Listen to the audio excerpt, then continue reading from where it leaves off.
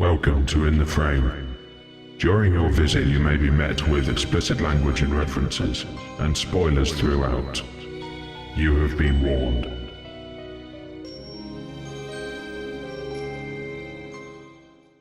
Hi and welcome to In the Frame. We are the opinion that nobody asked for.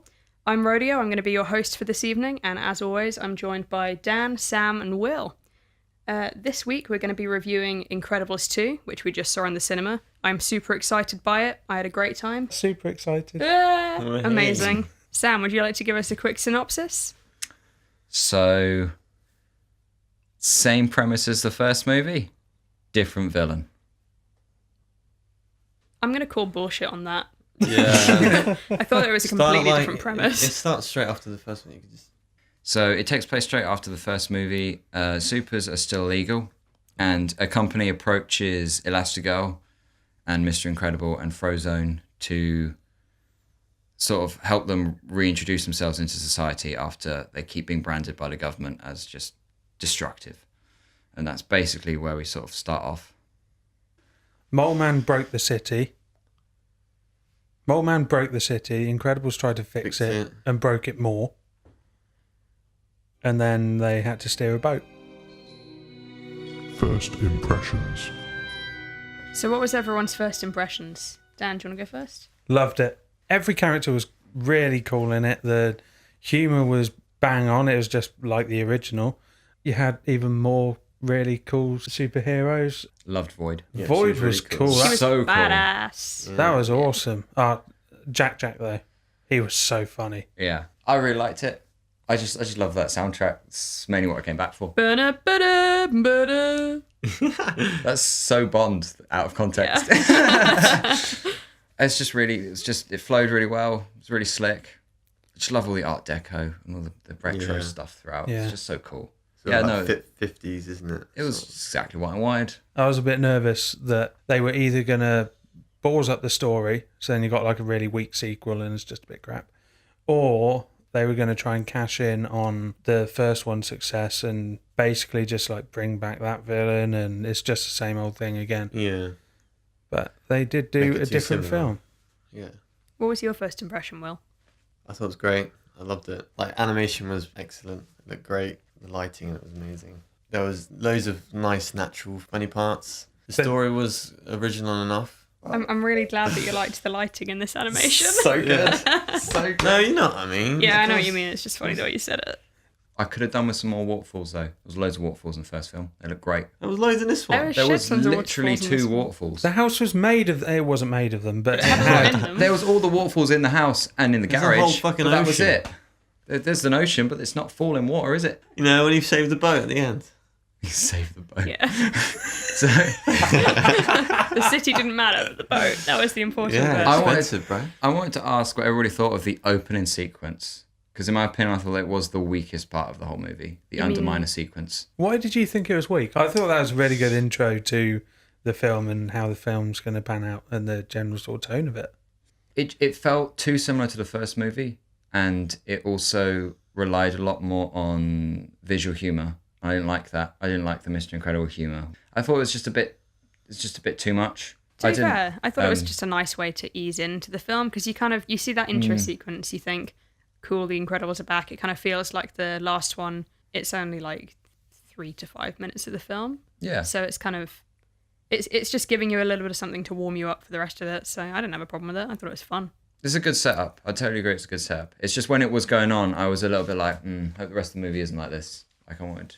And the Underminer was mentioned in the last one, but he wasn't in it. He was in it. He's in the very end of the movie. The whole bit at the beginning where he goes, I am the Underminer, Yeah. or something like that. That whole bit's in the end of the first movie. Oh, yeah, I remember. Yeah.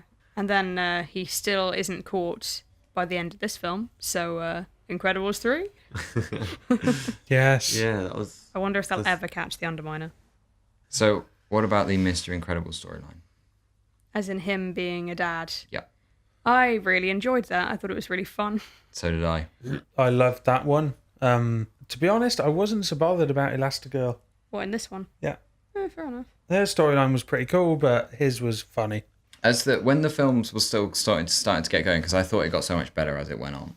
It did definitely share some of his frustration that it was a lot of build up to them not just being superheroes again. Because in the first one, the whole sending to the island, stuff like that, there's so much mystery around that. Whereas you kind of have an idea of what's going to go on in this one. And when he's just at home and the funny stuff hasn't started yet, I was definitely on his side with the frustration. I was like, is this going to go anywhere? Are they just going to try and force laughs out of him being at home? But it actually just flowed really well. I was really surprised in a great way. And I was so happy that they managed to weave the Edna Mode storyline.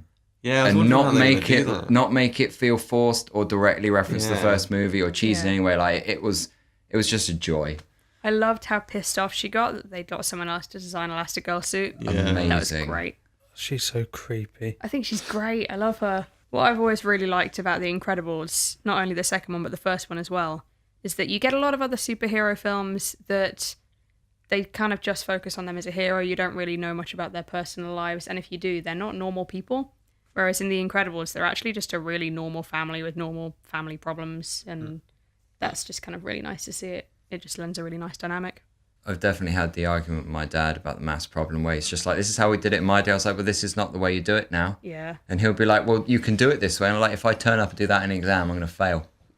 You need to learn the new way with me or just not bother.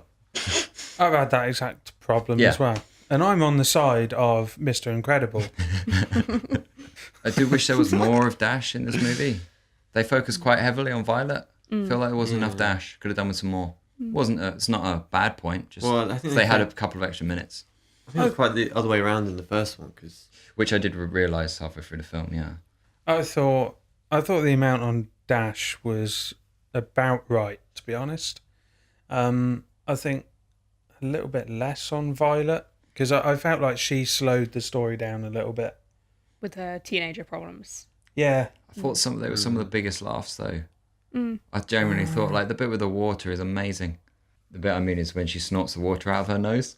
Oh, that bit was so funny. That's what I mean. I thought she had some of the best jokes in the movie. I thought. I felt like a couple of her bits just sort of slowed it down. It was like, I do like how they show the side of him where, because obviously his whole career has been him being Mr. Incredible and him being like the front of all the superheroes and being like the best one. And now he's sort of being shunned aside. They show it a lot better in this one, I think, because he's like, I'm not Mr. Half-Ass, I'm Mr. Incredible. They totally don't have a stable marriage. Yeah. See, you know what I mean? That's what I wanted to see more of. Is Yeah. Mr. Incredible saying, "No, I'm the one. I'm the one everyone should be looking at." 'Cause I thought No, don't look over there. yeah, Not. which makes sense, Yeah. really. And I thought sometimes he was a little bit of a dick, especially to Elastigirl. When they were in the motel when Yeah. after they've been given the job. I feel like it would have been kind of fun to see more of that, but at the same time, their marriage wouldn't have lasted if there was more of that. And that would be a very different film, the divorce sequel. Incredibles 3. The divorce. Super divorce. Yeah. I mean, to be fair, he's a pretty good husband, really, by the end. Pretty good dad. He's pretty sorted. He gets his math. He fixes everything because he can't sleep in one night, which is damn impressive. Yeah, it is. I love that. And he actually swallows his pride and for the good of superheroes and the good of his wife. I want to see more of Mr. Incredible. Dash was about right. Violet, a little bit less of. I know what her problems are. I've listened to Avril Lavigne. Oh, you fucking are Avril Lavigne. Fuck off. I'd like to draw attention to the line in her song Girlfriend. Hell yeah, I'm the motherfucking princess. That is you, Dan. That's you. Would 3D have made a difference in this film? No. I never think it makes a difference. I'm just not a I didn't fan, even think to be about honest. that. I have to wear glasses anyway. Same here. 3D, you have another pair of glasses on top. You don't glass on your fucking glasses. After 20 minutes, it gets uncomfy and you're just sick of it. You can't not wear your glasses and wear the 3D glasses. You can't wear the glasses on top of your glasses because then you can't, there's just big old borders around your borders. Literally 4 eyes. Exactly. Maybe 6 eyes. 6 eyes, yeah. Dan, what did you think of the twist? With the twist, I didn't find it too predictable because I knew the bad guy was going to be... A bad girl. No. Ooh. I thought the bad guy was going to be the one voiced by Saul. Saul Goodman. Yeah. Yeah. That's, Winston. that's a fair point, Winston. yeah. That's what I was going to say. It was predictable, But then when they revealed it, like I thought it was at least going to be both of them. That was Yeah. like a team up, like Yeah. we're both the bad people. The way she moseyed up to her though, someone wasn't alright about that from the start. See, I actually thought it was going to be the Winston guy, like the businessy guy. I thought they'd be in it together, but I thought he'd kind of be in charge of it simply Yeah. because he's like a slimy salesman kind of type. I thought because they chose Elastigirl, I thought it was going to be her idea, and I thought there was going to be a whole like male supremacy like underlining plot, like feminism thing, because she would be like trying to get one up on him. That's why they chose Elastigirl, and it's like I thought that was where it was going to go. It didn't go that way. I think Glad. this was a film that had women doing shit but didn't make a stupidly big point of it because they don't need to. I think each character they just put in a new but really good and suiting situation. Mr. Incredible wasn't fighting crime anymore. He was at home. Elastigirl was out fighting crime, and Mr. Incredible wasn't getting in the way, and she didn't have to look after the kids, so she was doing her own thing. New situation for her, and it just worked really well. I don't think they played up to the whole feminist thing at all. I think they just sort of...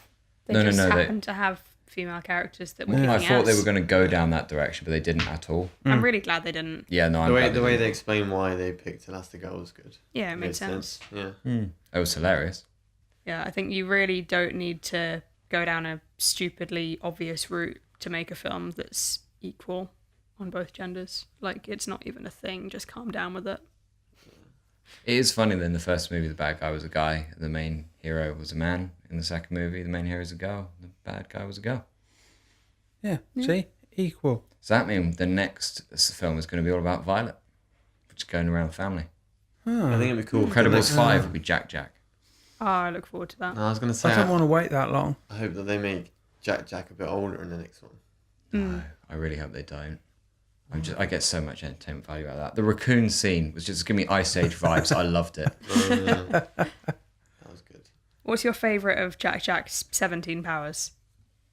I just like the way when he sneezes and just disappears into the wall. It goes through the wall. His Goes into sneezes a are different epic. dimension. Yeah. The different dimensions are Yeah. pretty funny. Because then because it's the way that we're introduced to it. After this has clearly happened a lot, Mr. Credible is just so chill about it now at this point. It's just, I should get the cookie jar out. He's gone again. Should we talk about the action in the film? Yeah. There's a lot more in this one, I think, than the last one. I love the creative action sequences in Pixar films. Yeah. They're just, you have no idea what's going to happen. I love it.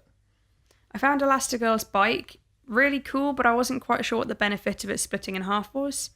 She kind of elastic banded herself across buildings, but... The bit in the tunnel, that was Oh, amazing. yeah, that was cool. That was really Love cool. that. Yeah. That was was so tense. even Will turned to me midway through and went, "That's sick." Does it live up to the original? Does it justify itself as a sequel? I thought it was better. So did I. It was better. Yeah. As soon as it ended, I turned to Dan and I said, I prefer that to the original one. Yeah. Fair dues. Sam looks terrified. Would you like to No. expand? Like, the original is one of my favorite Pixar films of all time. I absolutely adore it. Everything about that movie is just like flawless. Like, I probably give the first film a 10. Love it. It's definitely one of my favourites as well, but I thought the second one was better. Same here. I think before watching the second one, if you'd asked me, could The Incredibles get better, I probably would have said, probably not. I just think it's really good. Okay, that's really interesting. But watching the second one, I preferred it. I thought the action sequences were way cooler. I thought the plot line was kind of more, not necessarily more in depth or anything. It just kind of felt more modern, I suppose. It was a more mature yeah. film, Yeah. certainly, than the first one. I just really liked the dynamics. I liked that they kind of went more into the kind of family thing. Yeah, I thought it was really cool. I thought it was funnier. Yeah. I'd say there was more humour in this one. But the bit in the first film that I always remember, and I remember watching it for the first time, is when he finds the room where he finds all the other supers have been deleted, essentially. Oh, yeah, that's fucked up. When the robot is like getting bigger. At that scene and the music and the way that unfolds is just amazing. That whole sequence and the whole plot line behind the robot getting bigger, it's so clever. And that is just so cool. And that kind of element, there was nothing to that extent that wowed me in the sequel. So that's why the original's still better for me, because of that sort of, that whole backstory. Because it was just so cool. And you really did not know where the movie was going to go. And the Incredibles movie, the first one in itself, kind of feels like a sequel to a story that's already been told that we don't know about because of the way it takes place after the glory days. And I thought that was so cool as well. I'm glad that we don't know about the glory days, and I like this mystery. Yeah. The glory Yeah. days are essentially every super film ever, Yes. really. Yeah. So it's nice that we're actually seeing a film that takes place after all that kind of stuff. Yeah, it's just a very grounded, down-to-earth kind of version of the superhero kind of genre. I think they're on par with each other. I wouldn't say either one's better. And I like that Frozone's in it more. He's Yeah, great. he's badass. Yeah, Frozone's cool. as soon as he came in at the beginning, I was like, yeah! Kick some ass. What did you guys think about the animation, like compared to the first one? I haven't watched the first one in a long time, but it didn't feel all that different. It didn't feel like they did a lot extra. I felt like they put more visual cues in, so they got to use it more. But other than that, it's just quality. It was quality in the first one. It's quality in the second one. I think naturally it's gonna look better because it's 14 years difference. The first one has aged so well, though. Yeah, That's true, yeah. Most sort of Disney Pixar films out.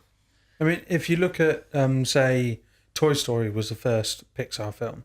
If you look at that, and then you look at the latest one, say Incredibles 2, you can see there's a difference in animation because obviously software has progressed.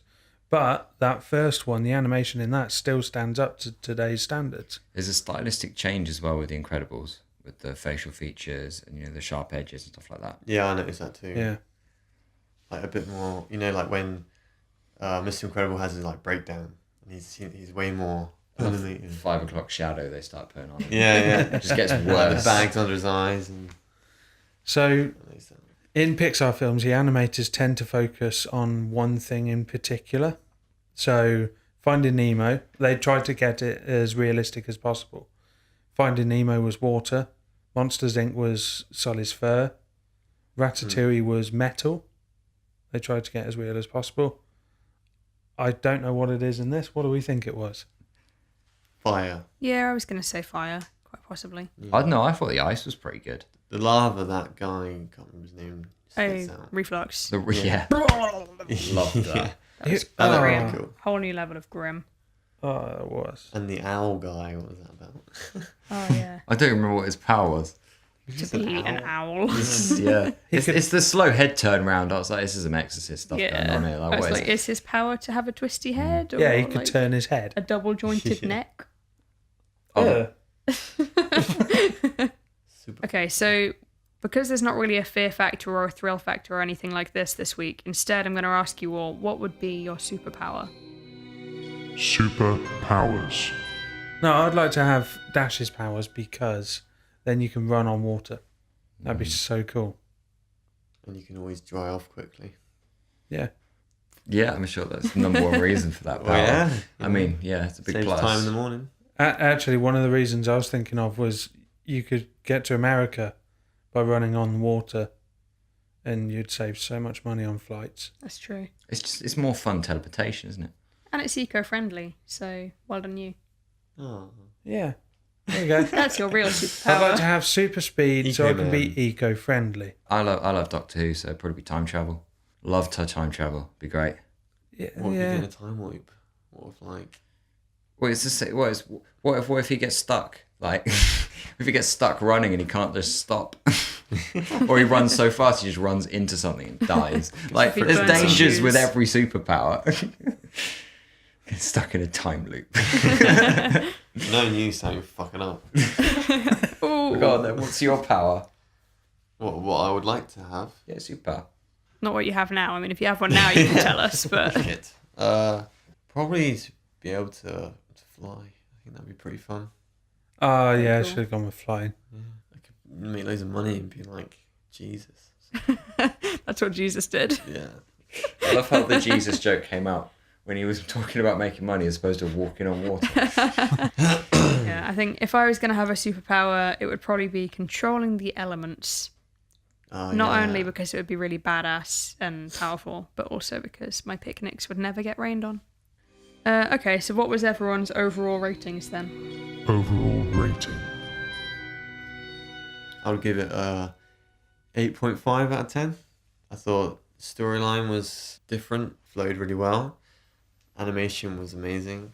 Action sequences were really entertaining. And overall, just had a great time. I thought it was really fun. Yeah, it's an 8. It's an 8 for me. It's a solid 8. Good movie. Great time at cinema.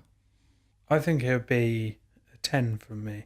Ooh, first 10 on the channel. Yeah, because even though I said that about Violet, every point that they did have on her, it still added to the story.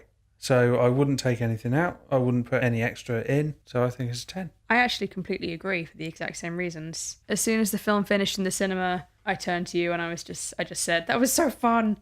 And I was kind of just happy all the way home. I just really enjoyed it. I turned to you and went, It was just a super fun experience. There's not actually anything that I would take in or put out. So to me, that's the definition of a pretty much perfect film. Awesome. Woo! So that's what, as a 9, basically. Yeah, I was going to say Yeah. average Overall. Solid from us, 9. Which is good. Cool. So before we go, we just have to do Dan shit impressions. yeah, so my shit impression this time, I'm passing on to Rodeo. Edna mod. Why'd you have to stare at me when you do that? Cool. So thanks everyone for listening. We really hope you've enjoyed this week's In the Frame.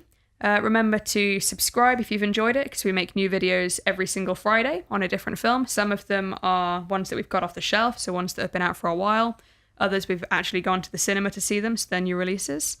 Make sure you give us a like. Feel free to drop us a comment if there's a film you'd like us to review. And if we feel like it, we will. Can't promise anything because, you might suggest something bollocks. Love it. Yeah. Yeah, that's all from us. Have a good week. Bye. Bye.